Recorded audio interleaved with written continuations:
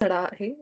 एक आठवडा आपण पूर्ण म्हणजे 7 दिवस आपण पूर्ण केवळ मागच्या 7 धड्यांमध्ये आपण काय-काय शिकलोय, हे त्या धड्यामध्ये व्यवस्थित दिलेलं आहे. ते आपण बघणारच आहोत. कशी उठल्या-उठल्या आपण प्रार्थना करायची, जसं त्या धड्यामध्ये सांगितलंय. तो धडा तुम्हाला ऑलरेडी शेअर केलेला आहे. पण एक सेपरेट त्याची एक कॉपी तुमच्याबरोबर शेअर करून ठेवते. उठल्या-उठल्या तुम्ही त्या धड्यातला जो आजचा दिवस आहे, तेवढा फक्त वाचा. ती प्रार्थना लिहून घ्या वहीमध्ये. उठल्यानंतर दुपारी, रात्री तुम्ही ती तुमच्या जवळ ठेवा. म्हणा हृदयामध्ये. म्हणजे काय होईल, की आपण जे 7 आठवडे शिकलोयत ना, त्याची एक रिव्हिजन होईल आणि तुमच्या आतपर्यंत ते उतरेल, जे 7 आठवड्यांमध्ये आपण बघितलं ते. ठीक आहे. दुसरी गोष्ट म्हणजे काही जणांना दिवसभरामध्ये ध्यानाला वेळ मिळत नसेल समजा, मला काही जण म्हणतायत असं, तर प्लीज रात्री ध्यानाला बसा. कारण मला पण असंच व्हायला लागलंय, दिवसभरामध्ये मला वेळ मिळाला ठीक आहे. पण असं होतं की शरीर थकल्यामुळे ध्यानाला बसल्यानंतर झोप पण येते. असं पण होतं माझं दिवसभरामध्ये. तर असं माझं झालं तर मग मी त्यावेळेस ध्यानाला बसत नाही. कारण त्या वेळेमध्ये झोप येते आणि मग ते ध्यान पण नीट होत नाही. ध्यान होणं म्हणजे काय, की जाणीवपूर्वक आपले विचार शांत करणं, शून्य करणं आपल्या विचारांना. आणि जर मी अशी डोळे मिटून बसले आणि मला खूप जाणवते, की मला आता झोपायची गरज आहे आणि असं होतं कधी बऱ्याच वेळेला, की अ, थकवा जाणवतो. त्यावेळेस ध्यान होत नाही खरं तर आपण झोपेतच जातो. पण ठीक आहे, आपण श्वासांवर लक्ष देत झोपलो तरी हरकत नाही थोडा वेळ. पण जर तुम्हाला असं दिवसभर होत नसेल वेळ, तर रात्री बसा. तर रात्री शक्यतो तुम्ही 1-2 पर्यंत सुद्धा ध्यान शांतपणे करू शकता.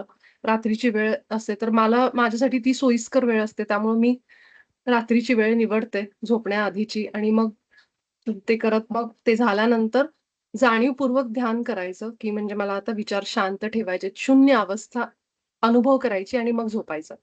तर दिवसभर ज्यांना वेळ नाही मिळत आहे, काही जण म्हणतात आम्हाला घरच्या गोष्टींमुळे नाही होत.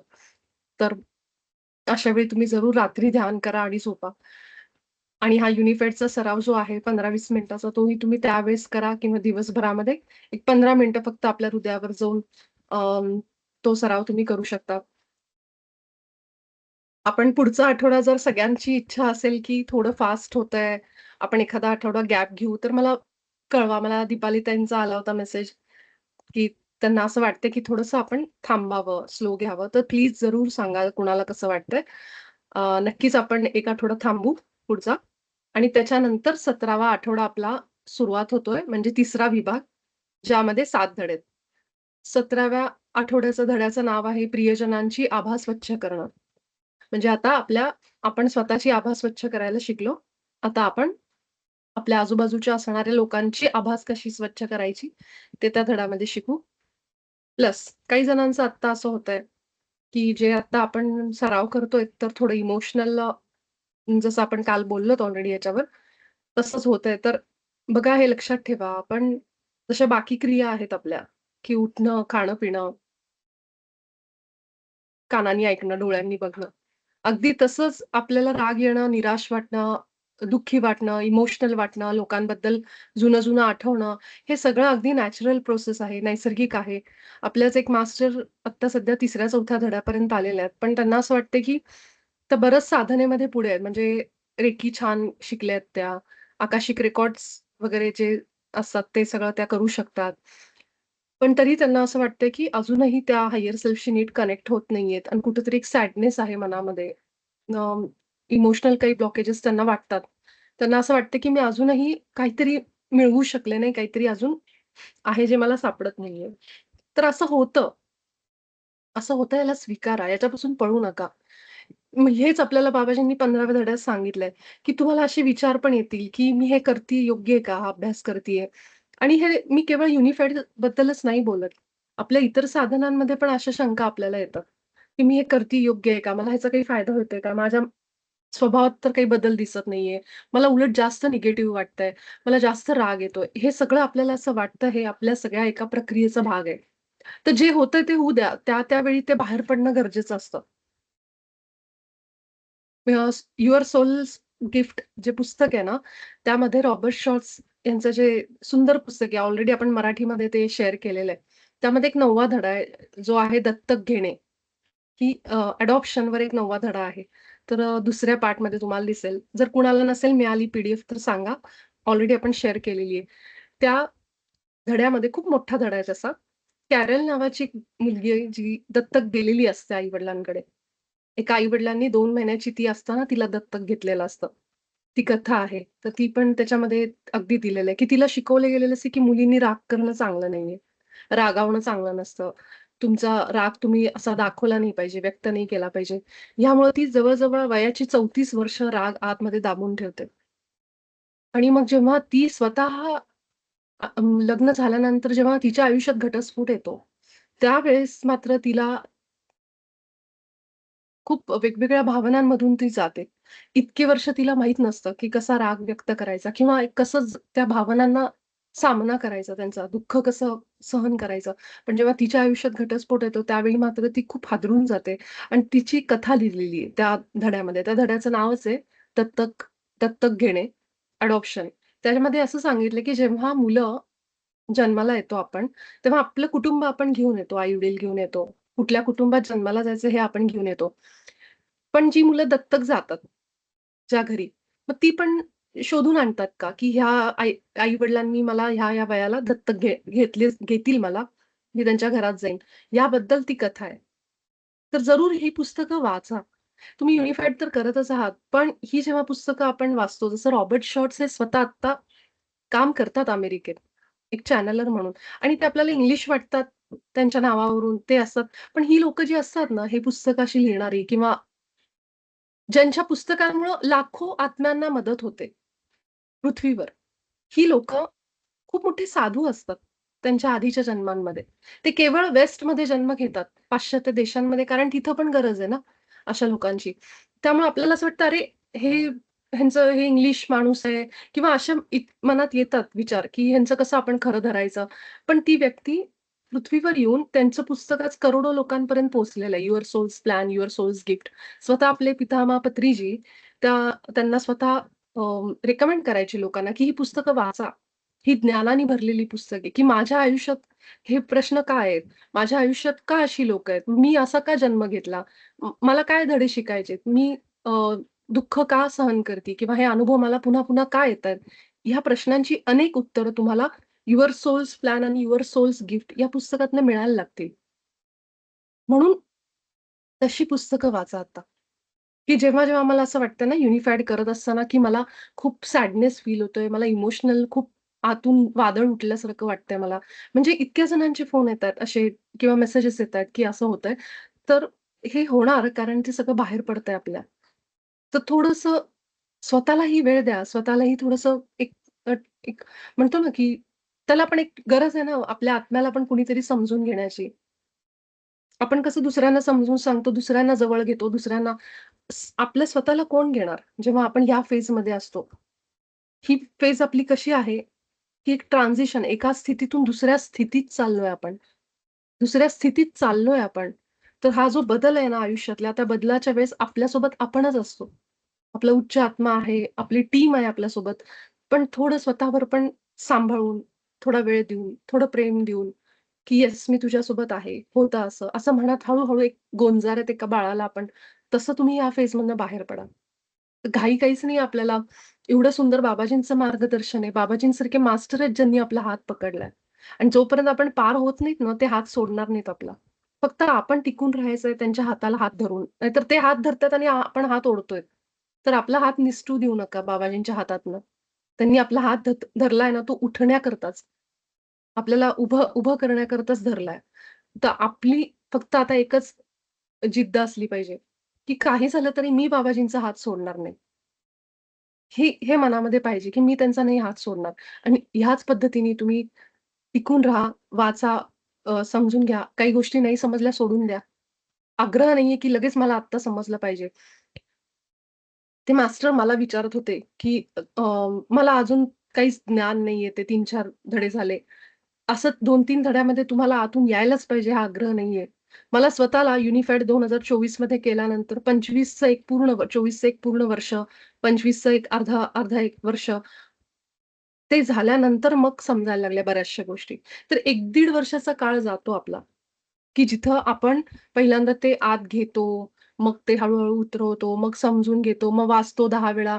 ह्या गोष्टीला वेळ लागतो. पण महत्वाचं काय, की आपण ह्या मार्गात आलो हीच आपली एक अर्धी लढाई जिंकल्यासारखं आहे. कारण इथं येणंच, इथपर्यंत येणं ह्याचा अर्थ तुमची कर्म संपली आहेत. तुम्ही सायकल संपवली आहे. समजतं? एक सायकल असते ना आपल्या आयुष्यातली कर्माची सायकल, ती आपली संपली. म्हणून आपण युनिफाईड सारख्या कोर्सपर्यंत आत्मज्ञानाला लागलो आणि ह्यासाठीच हे समजून घेण्यासाठीच, की कसे आपल्याला धडे पूर्ण करायचे असतात, कसे पुन्हा-पुन्हा आपण त्या विचारांच्या लूपमध्ये अडकतो. हे समजून घेण्यासाठीच तुम्ही जरूर युअर सोल्स गिफ्ट हे पुस्तक वाचा. त्यामध्ये मराठीमध्ये आपण ट्रान्सलेशन केलेलं आहे Googleवरचं. तर तुम्हाला ईझी होईल मराठीमध्ये, की कसे लोकांसोबत प्रसंग घडतात, कसे रॉबर्ट जायचे, त्या लोकांना भेटायचे, गेलेल्या लोकांशी कसे रॉबर्ट बोलायचे. अ, कुणी मध्ये सुसाईड केलं, मध्येच कोणीतरी असं निघून गेलं, की मग त्यांचे नातेवाईक ह्यांच्याकडे यायचे, की असं का केलं त्यांनी? हे आम्हाला प्रश्नाची उत्तरं नाही मिळाली. ते गेले पण आम्ही खूप दुःखात आहोत. तर त्यांच्याकडनं तुम्ही मिळवा. आणि रॉबर्ट्सना ते होती त्यांची ती, की ते बोलू शकायचे. शेवटी ते काय असतात? देह नसलेल्या ऊर्जा असतात. आत्मे म्हणजे तरी काय? देह नसलेल्या ऊर्जा. तुम्ही त्याला क्वांटम फिजिक्सच्या हिशोबाने जर बघितलं, तर केवळ वर्तमान काळ आहे. त्यामुळे ते जरी देहाने सोडले असले, तरी त्यांचे विचार आहेत. त्यांची एनर्जी आहे. जी अ, ह्या जगामध्ये, ह्या ब्रह्मांडामध्ये आहे आणि अशा सोबत ते बोलायचे. त्यावरून हे पुस्तक काढलेलं आहे, की कुठला आत्मा कसा प्लॅन करून येतो. त्याला का हे सतत त्या लूपमध्ये फिरतो. काही लोकं बघा एकच विचार करत बसतात. खूप, खूप, खूप, खूप. एकाच प्रकारचे प्रसंग, एकाच प्रकारचे विचार कितीही प्रयत्न केलं तरी ह्याला सुद्धा कारण आहेत, की काहीतरी ते घेऊन आलेले असतात आणि ते एकदा त्यांनी ब्रेक केलं, की त्याच्यातनं ते मुक्त होतात. ह्या सगळ्यासाठी आपल्याला अशी पुस्तकं मदत करतात, ज्या माणसाने एवढं पुस्तक लिहून 2 पुस्तकं लिहिली आहेत त्यांनी. युअर सोल्स प्लॅन म्हणजे तुमच्या आत्म्याचा प्लॅन, युअर सोल्स गिफ्ट तुमच्या आत्म्याचं गिफ्ट अशी 2 पुस्तकं आहेत त्यांची. तर ती दोन्ही पुस्तकं आपल्याकडे आहेत. ती वाचायला सुरुवात करा हळू-हळू. तुम्हाला अनेक प्रसंग त्यांनी दिलेले आहेत, की कसे त्यांनी असे सगळ्यांमधून काढलं शोधून, की कसं आत्मा प्लॅन करून येतो.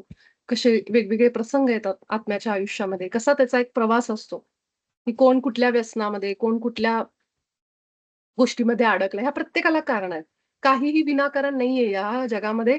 काहीच विनाकारण घडत नाही. मागे आपण अनेकदा बोललोय, की मोठे-मोठे ॲक्सिडेंट होणं, मोठे-मोठे प्रसंग घडणं, जे आपण न्यूज ऐकतो, ह्या सगळ्यांच्या मागे काहीतरी कारणं आहेत. तर सगळं तुम्हाला उलगडत जाईल जेव्हा तुम्ही ही पुस्तकं वाचाल.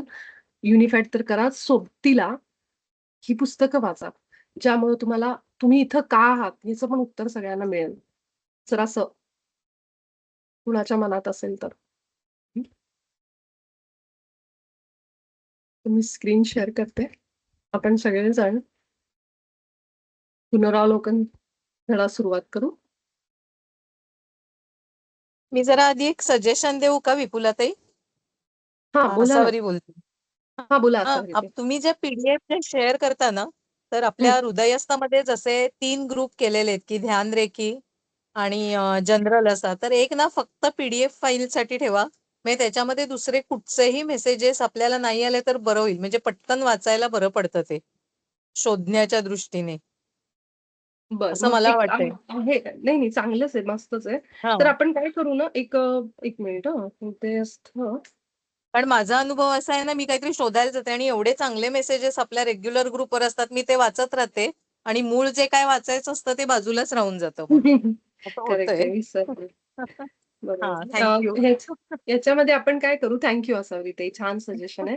आपण काय करू ना, की हां. हे प्रकाश यान जो मेन ग्रुप आहे त्याच्या अंडर 4 ग्रुप आहेत बरं का. एक आहे ध्यान रेखी, एक आहे हृदयस्थ, एक आहे हां. जनरल म्हणून एक ग्रुप आहे. ज्याच्यावर मानसी त्यांनी हो, आता हो. दत्तगुरूंचे मेसेजेस टाकलेत ना, त्यांचे हो, हो, रेकॉर्डिंग हो. टाकले. अगदी हां, सुंदर असते. होय, होय. हां. हां, हां, तर हां, हो, खरंच सुंदर आहे ते. खरंच. हां. तर सगळ्यांनी जरूर ऐका. मानसीताईंनी खूप छान हो. श्री वाट गुरु बघतो आम्ही अक्षरशः दत्तात्रेयांचे रोज मी. हां. तर हां. त्यामध्येच आपण काय करू, जनरलमध्येच पी-डी-एफ टाकू. हो, चालेल. म्हणजे पण मग त्या हां. याच्यावरती ना दुसरे कुठचेही मेसेजेस नाही आले तर बरं होईल. नाहीतर मग ते वाचण्याच्या नादात बाकीचं वाचायचं राहून जातं. बाकी मेसेजेस खूप छान असतात actually.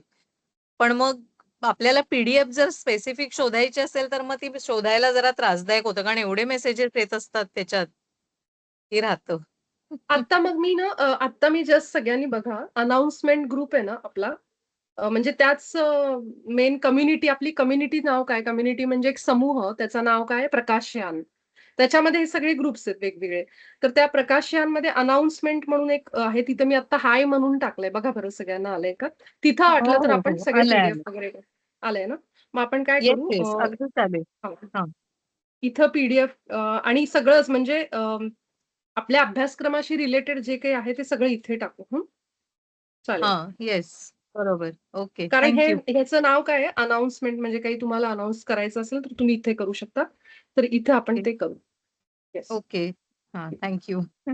Thank you. Thank you ताई. येस.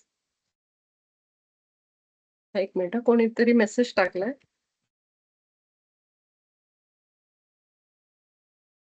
कोणी मेसेज टाकलाय का?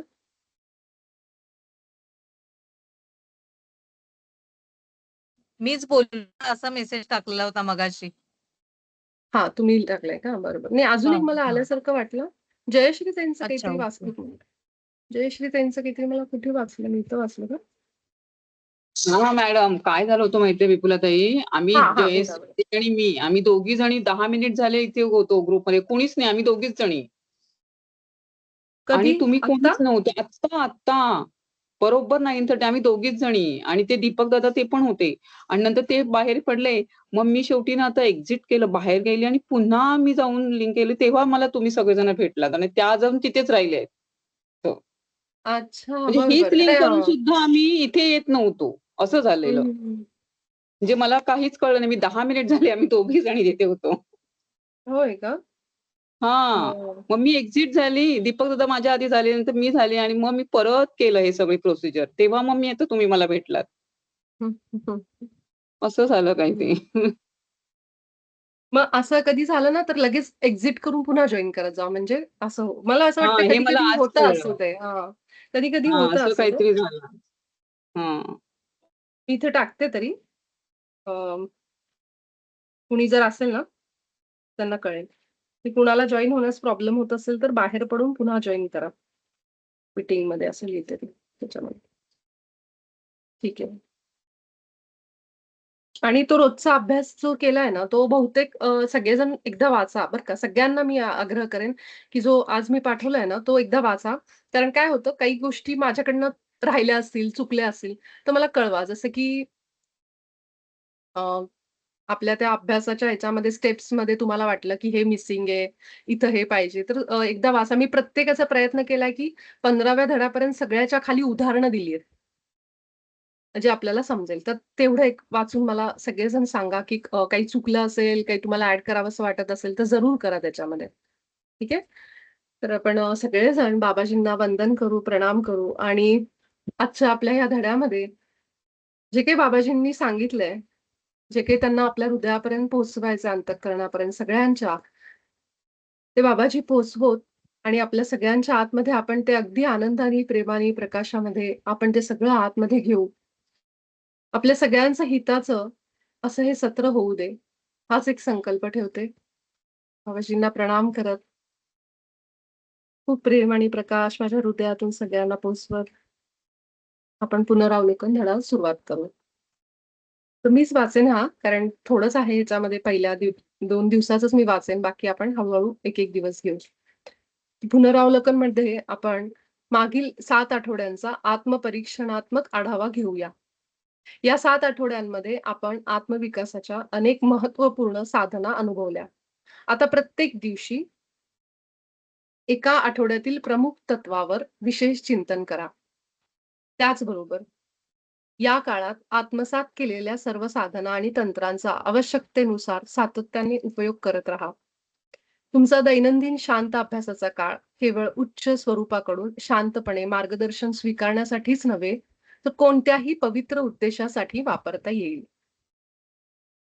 तसेच तुमच्या सर्वोच्च आणि सर्व हितकारी इच्छांच्या पूर्ततेसाठी तयार केलेली निर्मिती सूत्रे, क्रिएटिंग फॉर्म्युलाज नियमितपणे म्हणत राहा. तर जसं आपण बघतोय, की रिव्ह्यू पुनरावलोकन म्हणजे आपण मागच्या 7 आठवड्यात काय शिकलोय प्रत्येक आठवड्यामध्ये हे आपण आता 7 ही दिवस घेणार आहे. आज आपला पहिला दिवस.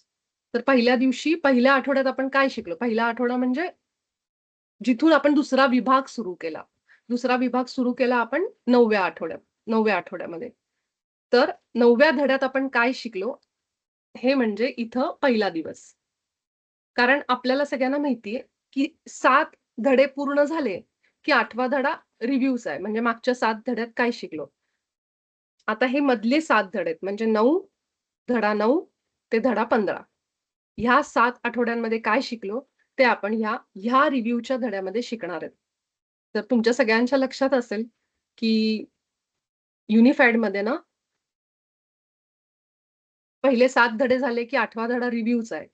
पुन्हा 7 धडे झाले, की 8वा धडा रिव्ह्यूचा आहे आणि पुन्हा 7 धडे झाले, की 8वा धडा रिव्ह्यूचा. असे 3 वेळा आपण म्हणजे 21 धड्यांना 7, 7, 7, 7 त्रिक 21 असे 3 विभाग केलेले आहेत. हं. त्याप्रमाणे आपण आता दुसऱ्या विभागाच्या रिव्ह्यूमध्ये आलेले आहेत. मला माहिती आहे थोडंसं कन्फ्यूज झालं असेल. 1 मिनिट. त्यापेक्षा हे उघडते म्हणजे हे समजेल ह्याच्यात.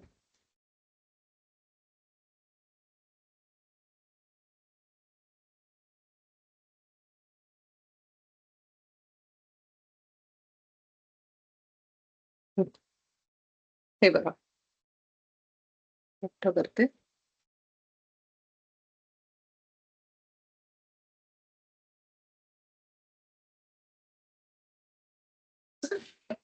हं. तर आता ह्यामध्ये पहिला धडा हे सगळे आपले पहिले 7 धडे झाले. ठीक आहे. इथपर्यंत झालं, की जो 8वा धडा येतो तो रिव्ह्यूचा येतो. हा रिव्ह्यू म्हणजे या 7 धड्यांचा रिव्ह्यू. त्याच्यापुढे आपण आलो, की 9व्या पासून पुन्हा पुढचे 7 धडे सुरू होतात. 9, 10, 11, 12 आणि मग 13, 14 आणि 15. ठीक आहे. 15 धडे पूर्ण झाले, की पुन्हा ह्या 7 धड्यांचा हा रिव्ह्यू आणि पुढचे 7 धडे पूर्ण झाले, की मग तो शेवटचा असेल, तो आपला हा रिव्ह्यू. असे 3 वेळा आपण 24 आठवड्यांचा हा आपला अभ्यास आहे ना, तर 24 आठवड्यांमध्ये 3 आठवडे हे फक्त रिव्ह्यूसाठी दिलेले आहेत. म्हणजे ह्याचं किती महत्व आहे, की तुम्हाला कुठेही घाई न करता आरामात जायचंय ह्यासाठी. तर आता आपण इथपर्यंत हे सगळं संपवलं. आता आपण पोहोचलो होतो ह्या रिव्ह्यूच्या आठवड्यामध्ये, की जिथं आता आपण मागच्या 7 आठवड्यात काय केलंय हे बघत आहोत.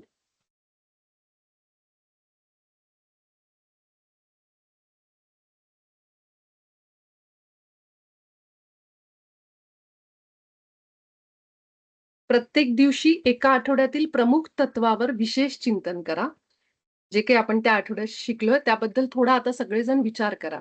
असं होऊ शकतं, की कुणी गावाला गेलंय, कुणी मध्येच मिस झालंय, कुणाच्या घरी पाहुणे आलेत, काही झालंय, काही झालंय, कुठे आपण बिझी आहोत. तर ह्यामुळं असं होऊ शकतं, की त्या आठवड्याचा अभ्यास इतकासा झाला नाहीये, लक्ष दिलं नाहीये आपण, असं होऊ शकतं आपल्याकडनं. तर त्यामुळे आता काय करायचंय, एक-एक दिवस रोज जे काही 7 पहिल्या 9व्या आठवड्यापासून जे शिकलोयत ना, ते हळू रोज विचार करा. आता आजचा दिवस आपला पूर्ण गेलेला आहे. आता आपण रात्री शिकतोय. मग हे उद्यापासून सुरुवात करायचं. की उद्या आपण पहिल्या सकाळी उठल्यानंतर ही जी प्रार्थना आता आपण वाचू ती पुन्हा एकदा म्हणायची. पुन्हा 9वा धडा छान वाचायचा पुन्हा एकदा. 9वा धडाच वाचायचा फक्त.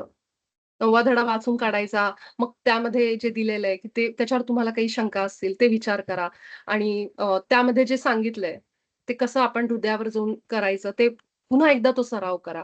तर हे रिव्ह्यू कशासाठी दिलेलं आहे, की जर कुणाचं काही राहिलं किंवा पुन्हा सराव करण्यासाठी काही गोष्टी आपण विसरल्या असू, त्यासाठी हे करायचंय सगळं आणि खरंच खूप महत्वाचं आहे. म्हणजे आपण म्हणतो ना, की वर्षभर अभ्यास करतो, पण परीक्षा जवळ आली, परीक्षेच्या जवळ आल्यानंतर जो अभ्यास करतो, तो जास्त चांगल्या लक्षात राहतो. आता आपण 7 ही आठवडे शिकलो, पण आता ह्याच्यामध्ये जेव्हा परत वाचून होतो धडा पुन्हा, तेव्हा तुम्हाला खूप गोष्टी समजतील. ज्या तेव्हा नाही समजल्या, त्या पुन्हा समजतील. त्यामुळं ह्या 7 आठवड्यानंतरचा अभ्यास खूप महत्वाचा आहे. तर तसंच आहे, की हळू सकाळी उठल्यानंतर 9वा धडा वाचून काढा. 1 आठवडा पूर्ण आपण असा वेळ देतोय स्वतःला.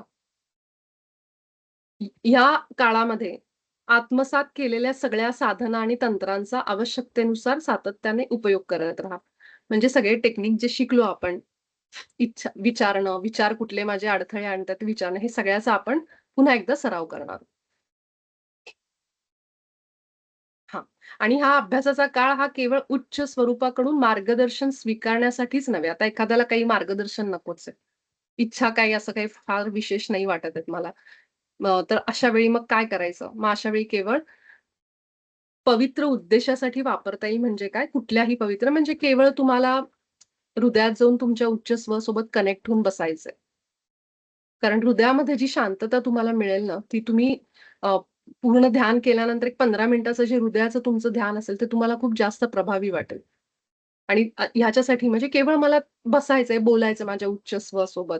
काही माझ्यासाठी विचार आहेत का? माझ्यासाठी काही गाईडन्स आहे का? हे विचारायचंय. असंही तुम्ही करू शकता. की खास असं काही तुमच्याकडे नसेल, की इच्छा वगैरे नाहीये, तर तुम्ही केवळ गाईडन्स घ्या, शांत बसा, कनेक्ट व्हा. माझ्यासाठी काही संदेश आहे का? माझ्या स्वतःच्या आयुष्यामध्ये किंवा माझ्या आध्यात्मिक प्रगतीसाठी, हे असं तुम्ही काहीही साधं विचारू शकता. तसेच तुमच्या सर्वोच्च आणि सर्व हितकारी इच्छांच्या पूर्ततेसाठी तयार केलेली निर्मिती सूत्र नियमितपणे म्हणत राहा. म्हणजे आपण ज्या इच्छा वगैरे त्याच्यासाठी जे क्रिएशन फॉर्म्युला वापरलेत, ईश्वर आणि मी, कृतज्ञता वगैरे, ते आपण जे म्हणतो ना नेहमी सूत्र, ते तुम्ही नियमितपणे म्हणत राहा. पहिला दिवस जो आहे तो काय करायचा आहे, सकाळी शक्य तितक्या लवकर आणि रात्री झोपण्यापूर्वी पुढील प्रार्थना मनोभावे म्हणा आणि त्यात तुमच्या अंतःकरणातील भावना आणि कृतज्ञता असू द्या. तर आता आपण उद्या सकाळपासून आणि आज रात्रीपासूनच म्हणजे झोपण्याआधी ही प्रार्थना म्हणायची. पहिल्या दिवशी शांतपणे. मग ही लिहून घ्या. ही लिहून घ्या व्यवस्थित. मग जेव्हा तुम्ही रात्री झोपण्यापूर्वी म्हणाल, तेव्हा अगदी डोळे बंद करून हृदयामध्ये आता तर आपण करणारच आहोत ह्याची प्रॅक्टिस. पण तरी सुद्धा उद्या सकाळी सुद्धा ही ही प्रार्थना म्हणा. काय आहे ती? "हे परमेश्वरा, माझ्या सृष्टीकर्त्या, तुझ्याच प्रतिरूपात मला बनवल्याबद्दल मी तुझे मनःपूर्वक आभार मानतो. संपूर्ण सृष्टीला परिपूर्णतेने निर्माण करणारा दिव्य विचार तू माझ्या उपयोगासाठी दिला. यासाठी मी तुझा कृतज्ञ आहे." बघा, संपूर्ण सृष्टीला परिपूर्णतेने निर्माण करणारा दिव्य विचार. सृष्टीला तू निर्माण केलंस परिपूर्ण. असा तुझा दिव्य विचार तू मला वापरायला देतोयस. यासाठी मी तुझा कृतज्ञ आहे. कारण आपण म्हणतो ईश्वराचे सगळे विचार माझे. म्हणतो ना आपण. म्हणून असं म्हणले, की ज्या विचाराने तू संपूर्ण सृष्टी निर्माण केली आहेस, त्या तुझ्या विचारामध्ये मी सुद्धा आहे. आणि आता मी तुझे विचार माझेत असं म्हणतो. म्हणजे तुझे विचार मी स्वतः वापरतो माझ्या आयुष्यामध्ये. किती सुंदर आहे. थोडंसं वाचताना आपल्या या गोष्टी लक्षात येणार नाहीत. पण आपण जे रोज बोलतो ना, की माझ्या ईश्वराचे गुण माझे आहेत, विचार माझे आहेत. तेच आहे हे. ईश्वराचे विचार माझेत म्हणणं किती मोठी गोष्ट आहे. म्हणजे एखाद्याची वस्तू माझी म्हणण्यासारखं आहे. क्लेम करतो ना आपण, दावा करणं ह्यालाच म्हणतात, की ह्यांच्याकडची ही साडी माझी आहे. असं मी म्हणलं समजा. हे दागिने माझे आहेत. हे सोनं-नाणं माझं आहे. आपण जे म्हणतो म्हणजे आपण त्याच्यावर हक्क गाजवतो किंवा माझं माझं आहे असा दावा करतो. तसं आपण काय म्हणतो रोज उठल्या-उठल्या, ईश्वराचे सगळे गुण आणि विचार माझेत. हे आपण म्हणतोय. किती मोठी गोष्ट आहे. म्हणून त्यासाठी मी तुझा आभार मानतो. की ही बुद्धी तू मला दिली, हे ज्ञान तू मला दिलं, की मी तुझे विचार वापरू शकते. तुझे गुण वापरू शकते. अशा प्रकारे. तुझ्या चैतन्यमय विचारात सदैव असणारे गुण, आनंद, समाधान आणि समृद्धी यासाठी मी तुला धन्यवाद देतो. म्हणजे त्याच्या विचारांमध्ये काय आहेत? त्याचे गुण आहेत. ते आनंद, समाधान. म्हणजे ईश्वर कसा नेहमी आनंदात, समाधानात, समृद्धीमध्ये. त्याच्या विचारांमध्ये वेदना नाहीये, पेन नाहीये, जेलसी नाहीये, तिरस्कार नाहीये, राग नाहीये. मग आपल्याला सगळ्यांना तेच पाहिजे, की हे जे आनंद, समाधान, समृद्धी हे जे गुण आहेत ते आपल्यालाही पाहिजेत. मग जर गुण पाहिजे असतील तर आधी विचार घ्यावे लागतील. एकदा विचार आपल्यात आले, की गुण पण येतील हळू है ना? ज्या ज्या विचारांची आपल्याला सवय लागली इतके वर्ष, आयुष्यभर, त्यामुळं आपण त्याचे ते गुण पण तसेच अनुभव करतो. जिथं आपल्याला त्रास होतो, निराशा येते, दुःख होतं. आता आपण ते सगळं सोडतोय आणि आता पहिले त्याचे विचार आपल्यामध्ये घेतोय. विचार आले की त्याचे गुण पण येणारच. म्हणून असं म्हणलंय, की तुझ्या चैतन्यमय विचारामध्ये असणारे दैवी गुण जे हे आहेत, यासाठी मी तुला धन्यवाद देतो. या क्षणी मी तुझ्याशी पूर्ण एकरूप झालो आहे. आणि तुझ्या दिव्य विचार लहरींशी सुसंगत झालो आहोत. हे जेव्हा वाक्य आपण बोलतो ना, आता हे वाक्य वाचताना खूप शांत आणि सावकाश वाचा. समजून घेत. म्हणूनच असं लिहिलेलं आहे. आणि इथं काय लिहिलंय बघा वर, की जेव्हा तुम्ही वाचता ना, त्यामध्ये तुमच्या अंतःकरणातील भावना आणि कृतज्ञता असू द्या. तुम्हाला हे आभार वाटले म्हणजे असं म्हणतो ना, काय म्हणतो, प्रेम वाटलं पाहिजे, की कृतज्ञ वाटलं पाहिजे, की मी एक-एक तुझा विचार मी घेतोय ईश्वरा.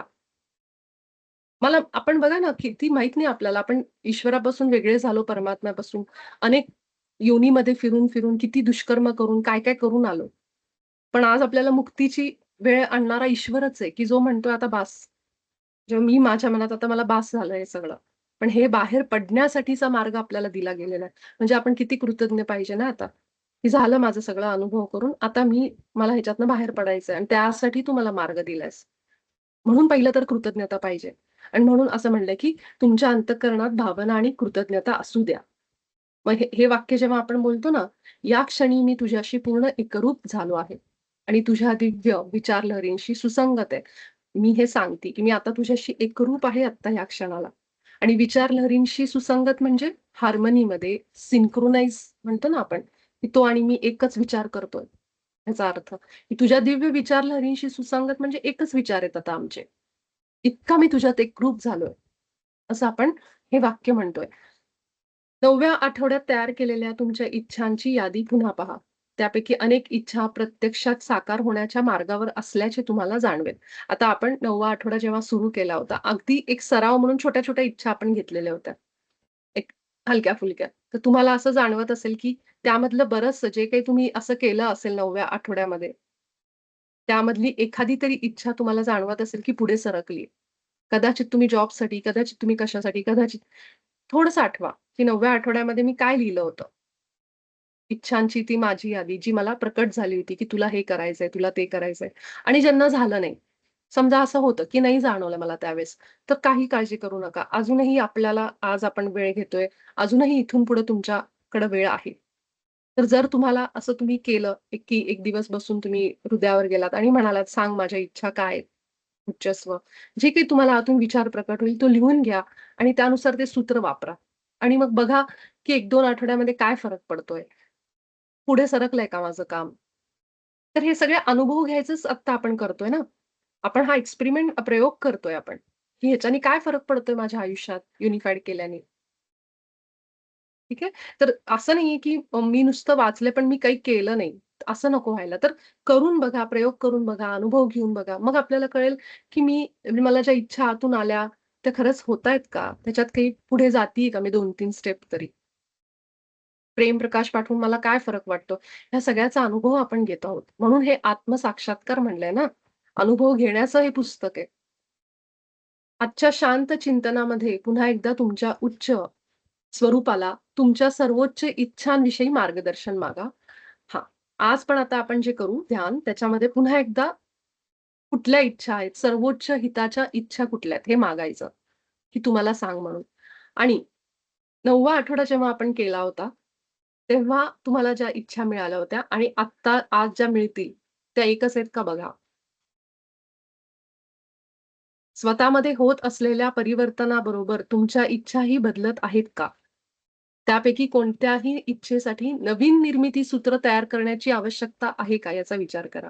असं होऊ शकतं, की 9व्या आठवड्यामध्ये असताना मला काहीतरी पैशासंबंधित इच्छा असेल. पण हळू जसं मी आता 15व्या आठवड्यापर्यंत आले, मला जाणवायला लागलं, की छोट्या-छोट्या गोष्टींमध्ये पण प्रेम आहे, छोट्या-छोट्या गोष्टींमध्ये पण आनंद आहे. अशा गोष्टींमधून मला जाणवायला लागलं, की पैसा म्हणजेच सगळं नाहीये. किंवा अजून काही अशा आपल्याला जे वाटायचं ना, की तर ती इच्छा पण बदललेली असेल कदाचित, असं इथं म्हणलं गेलंय.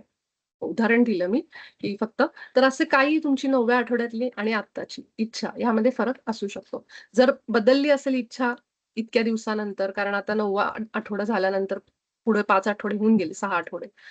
मग असेल तर जर तुम्हाला नवीन इच्छा आज जाणवली, त्यासाठी नवीन सूत्र बनवा. है ना? हे झालं आपलं पहिल्या दिवसाचं. दुसऱ्या दिवसाचं वाचून ठेवू. बाकी तुम्ही उद्या ह्याची पण प्रॅक्टिस उद्या म्हणण्यापेक्षा परवा दिवशीच करा.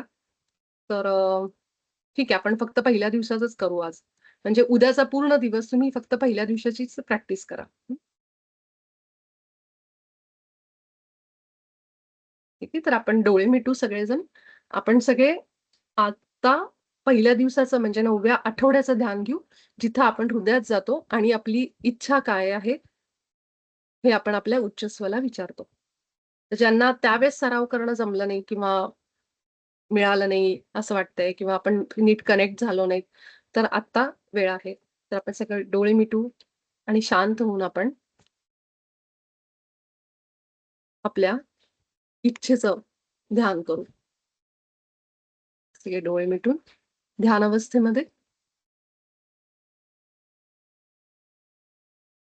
अगदी 10-15 मिनिटाचं आपलं ध्यान असेल. आणि ही प्रार्थना जी आपण आत्ता वाचली ती सुद्धा आपण घेऊ.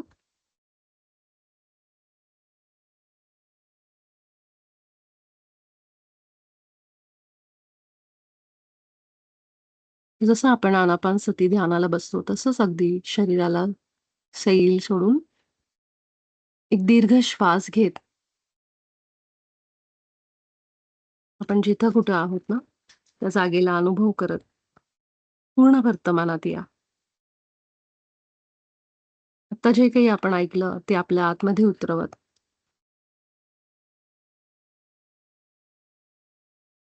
स्थिर करून बसा शरीराला.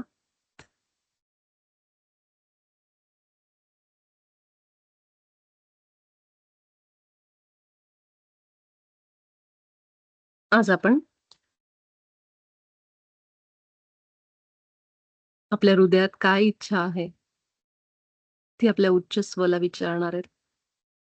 एक अशी इच्छा जी आपल्या सर्वोच्च हिताची आणि आपल्याला माहित नाहीये, त्याची कल्पना नाहीये. आज आपण आत्म्यालाच विचारणार आहोत की तूच मला सांग की मला कशाचा अनुभव घ्यायचा आहे. कुठली गोष्ट माझ्या सर्वोत्तम हिताची.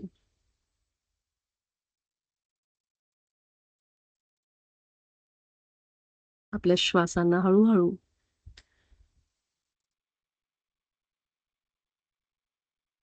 जाणीवपूर्वक बघायला लागा.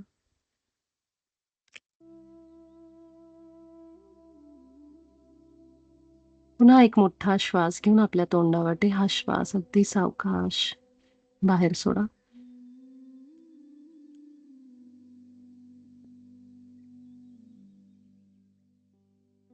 आपल्या मस्तकापासून आपल्या मूलाधारापर्यंत पायापर्यंत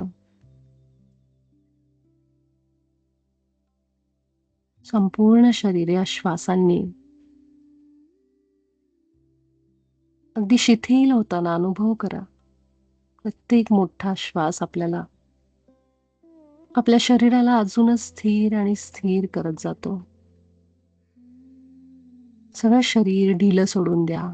सैल, खांदे, चेहरा, मान, पाठ, आपली कंबर, पाय सगळं अगदी सैलसर.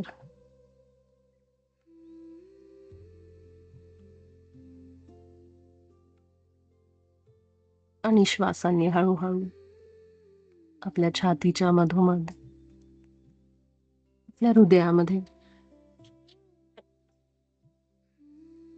छातीचा आपल्या डावा भाग, उजवा भाग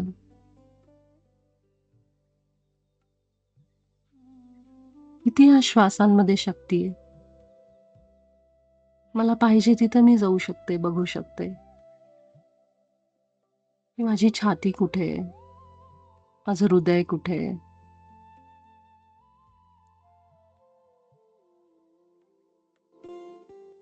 अगदी सहजतेने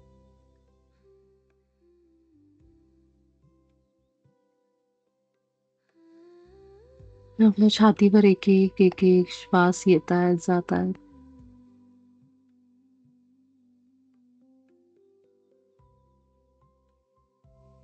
खोलवर उतरा. श्वासांना पकडत एक एक पायरी आत उतरा आणि आपल्या हृदयाच्या ठोक्यांचा आवाज येतोय का, जाणवतायत का? आपली हृदयाची स्पंदनं ठक-ठक, ठक-ठक. एक आत सुरू असलेलं घड्याळ, आपल्या हृदयातलं घड्याळ, ती धडधड, ती ऐकण्यासाठी खोलवर शांत जावं लागतं.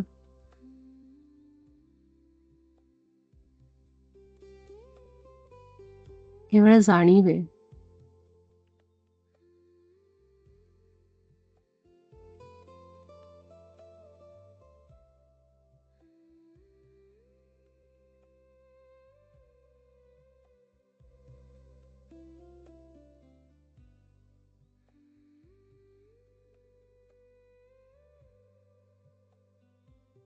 आपल्या हृदयामध्ये श्वासांचा अनुभव करत म्हणा, मी ईश्वराच्या प्रतिमेत बनलो आहे.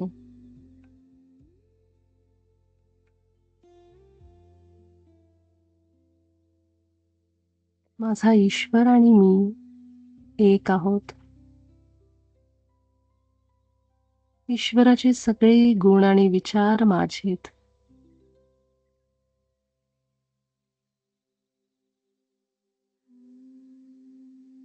अगदी प्रेमाने, कृतज्ञतेने म्हणा, माझ्या ईश्वराचे सगळे विचार आणि गुण माझेत.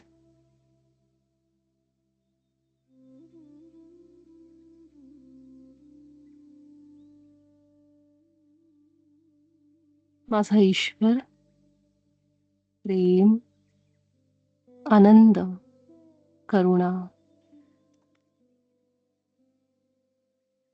प्रकाश, समाधान, उत्साह सर्व व्यापक आहे.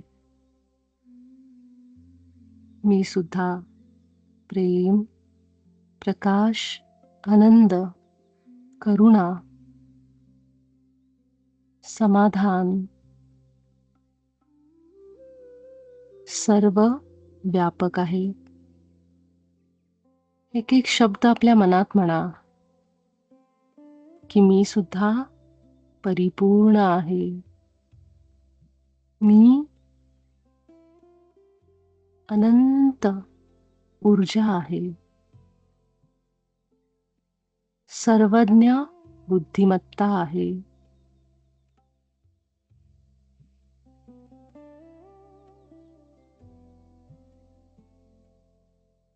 माझा उच्च स्व, उच्च आत्मा आणि मी संपूर्ण आहोत, एक आहोत.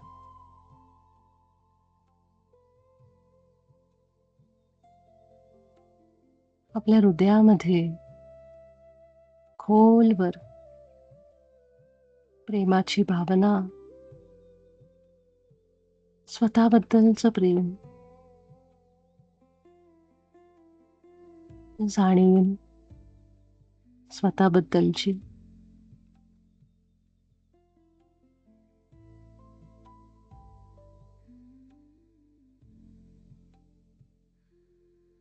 हृदयाची स्पंदनं म्हणजेच माझा ईश्वर, म्हणजेच प्रेम आहे.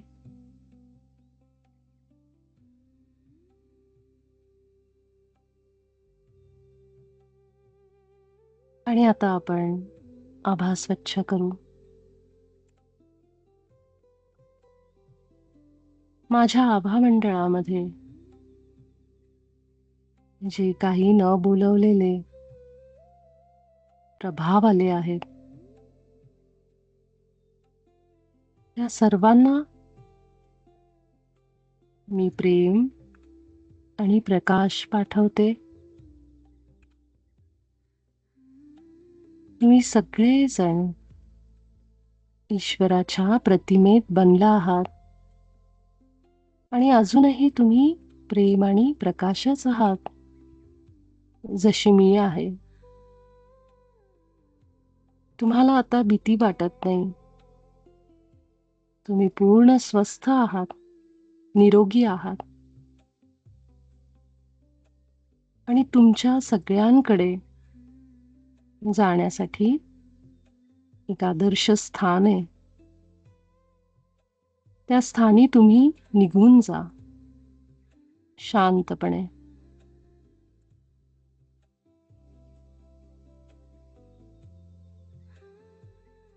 हे उच्च स्व माझ्या आभामध्ये आलेल्या सर्व अनिमंत्रित प्रभावांना त्यांच्या आदर्शस्थानी घेऊन जा.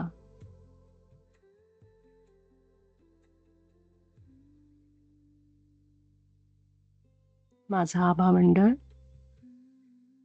माझ्या उच्च स्वला सोडून बाकी सगळ्यांसाठी मी पूर्ण बंद करते, बंद करते, बंद करते. एक मोठा श्वास घ्या. आपली आभा आता स्वच्छ आणि शुद्ध झाली. आपल्या आजूबाजूच्या सगळ्या विचारांना आपण प्रेम आणि प्रकाश पाठवू. आपल्या हृदयातून संपूर्ण शहराला, आपल्या देशाला, पृथ्वीवर सगळीकडे पाण्याची सगळी स्थानं, समुद्र, नद्या, धरणं, झाडी, पशु, पक्षी, जीव जंतू, सगळे सृष्टीतले घटक, ईश्वराच्या सगळ्या रचनांना आपल्या हृदयातून खूप प्रेम पाठवून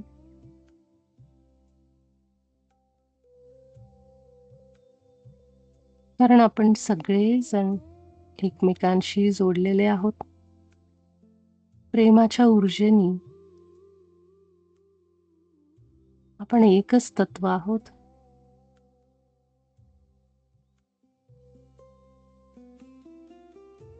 आपल्या कुटुंबियांना आणि अशा सगळ्या लोकांना प्रेम पाठवा ज्यांच्याबद्दल मनामध्ये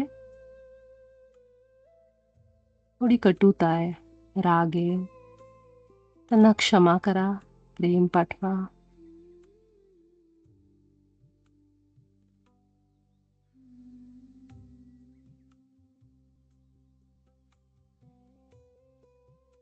एक दीर्घ श्वास घेत आपल्या उच्च स्वला आपण म्हणू, हे माझा सुंदर तेजस्वी आनंद स्वरूप उच्च आत्मा, तुझे अनेक आभार. तुला खूप प्रेम आणि प्रकाश. खूप खूप आभार तुझ्या या सगळ्या ज्ञानासाठी. तू सतत प्रत्येक क्षणाला माझ्या सोबत आहेस.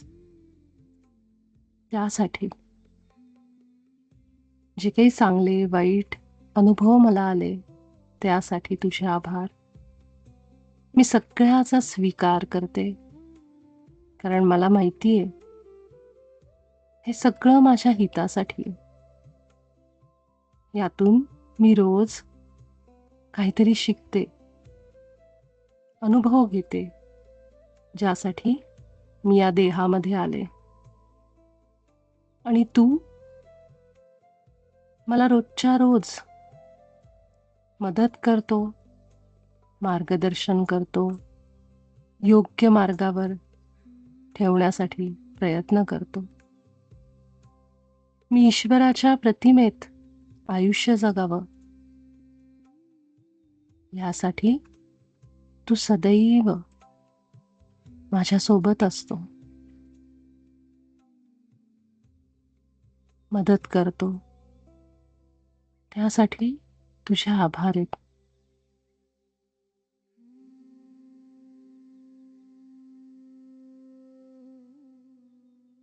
आपल्या छातीच्या मधोमध श्वास घ्या. पूर्ण केंद्रित एकाग्र होऊन राहा आणि आता म्हणा, हे उच्च स्व,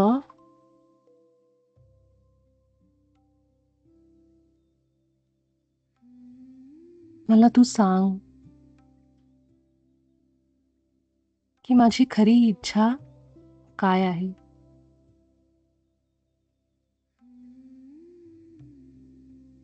माझ्या सर्वोत्तम हिताची कोणती इच्छा आहे हे तू प्रकट कर, हे तू मला सांग. ह्याच अवस्थेत काही क्षण शांत बसून राहा. बघा काय विचार येतोय.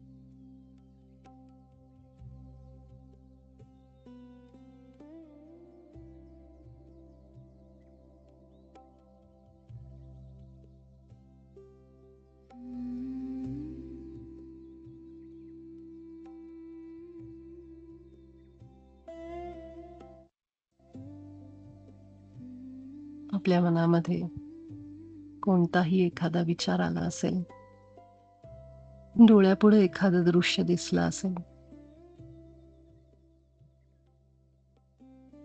याचा अर्थ असा आहे की आपला उच्च स्व आपल्याला आपली इच्छा व्यक्त करतोय. अशी इच्छा जी ईश्वराची आहे आणि आपल्या आतमध्ये ईश्वर आपल्यातून त्या इच्छेचा अनुभव घेतोय.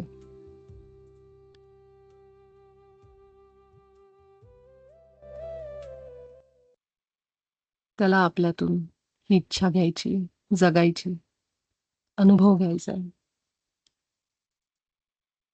आणि त्यामुळेच जी काही इच्छा तुम्हाला प्रकट झाली ती लक्षात ठेवा. उद्या आपण ह्यावरच निर्मिती सूत्र बनवणार आहोत. या विचारासाठी, या इच्छेसाठी आपल्या उच्चस्वचे आभार व्यक्त करू.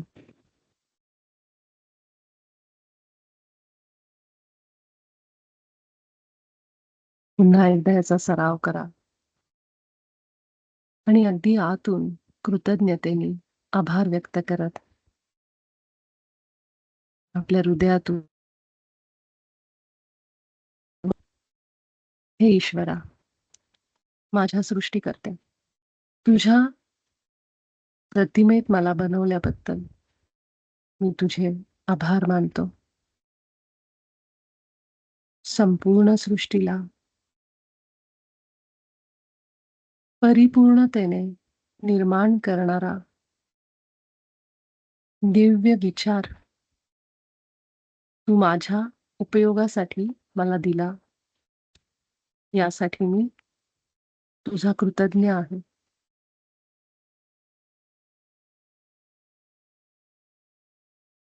तुझ्या चैतन्यमय विचारात सदैव असणारे गुण, आनंद, समाधान आणि समृद्धी, यासाठी मी तुला खूप धन्यवाद देतो.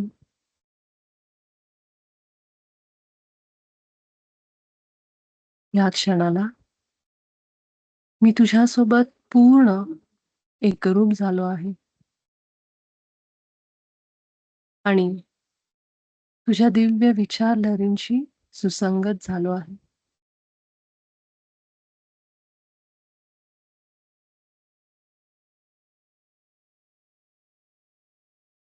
या सर्व ज्ञानासाठी, प्रेमासाठी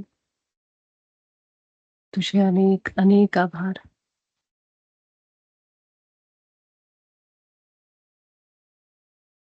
आपल्या हृदयामध्ये श्वासांची ये-जा अनुभव करत ह्या सुंदर प्रेमाच्या ऊर्जेमध्ये राहत आपल्या ईश्वरासोबत एक होऊन धन्यवाद देत राहा आणि असाच आपला आजचा दिवस संपवा. झोपण्यापूर्वी पुन्हा एकदा खूप धन्यवाद आणि प्रेम प्रकाश द्या. तुमच्या सगळ्यांचे अनेक अनेक आभार. खूप धन्यवाद, प्रेम आणि प्रकाश.